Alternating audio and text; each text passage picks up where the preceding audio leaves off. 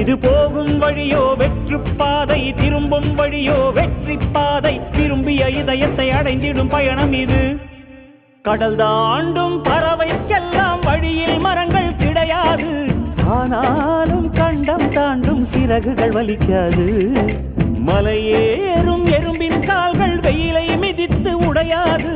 மனதோடு காதல் வந்தால் மனிதா தடையேது.